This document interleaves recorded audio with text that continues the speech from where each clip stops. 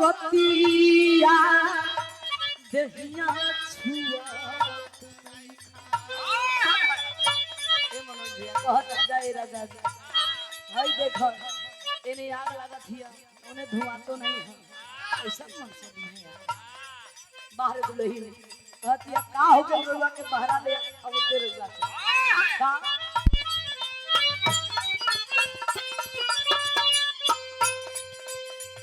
हर जहिया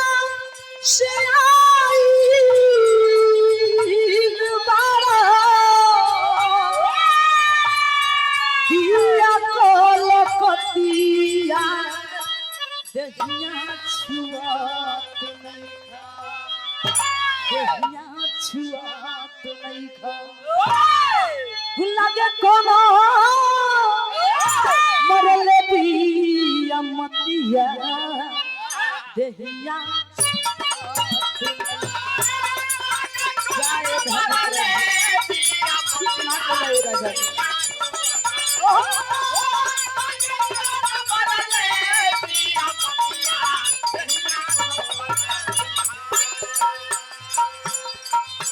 जहिया से आई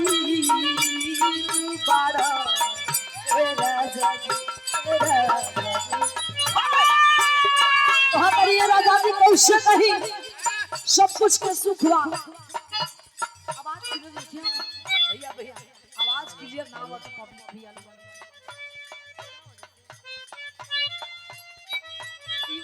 आगो हमनी के नहीं समझ में आवा पीछे बढ़िया से थल घर भैया ऐसा करक आवाज क्लियर आवे चाहिए भाई टाइम के बाद सुनना पुरस्कार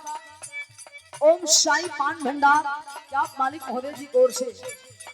सुनना पुरस्कार 20 रुपया चरणों में कोट कोट स्वागत बंधन है तमाम पंचों को उपयोगी है कहे तो यही ए राजा जी सब कुछ के सुख बा और कहीं बात में दुख बा जे रउआ बुझत नहीं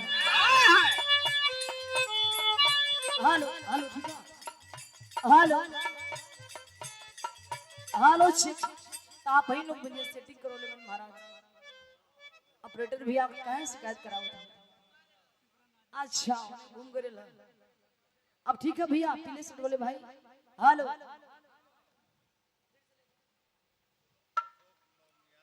सुंदर पुरस्कार आप रे भी सब नौनिया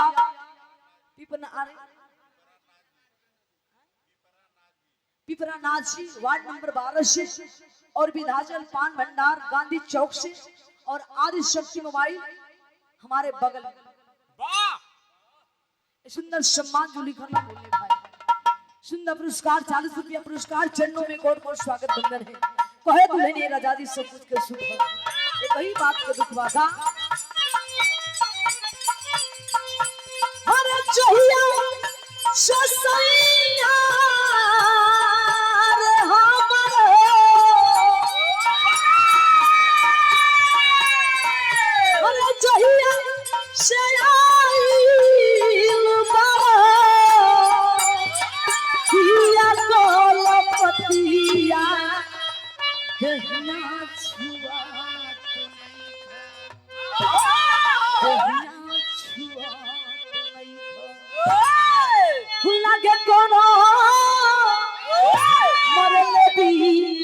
मतिया दहिया छुआ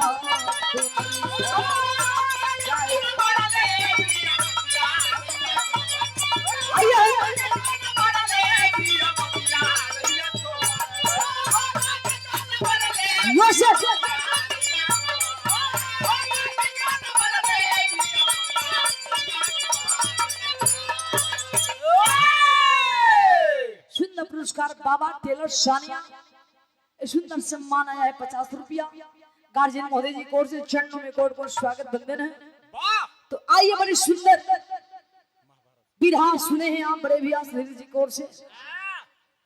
महाभारत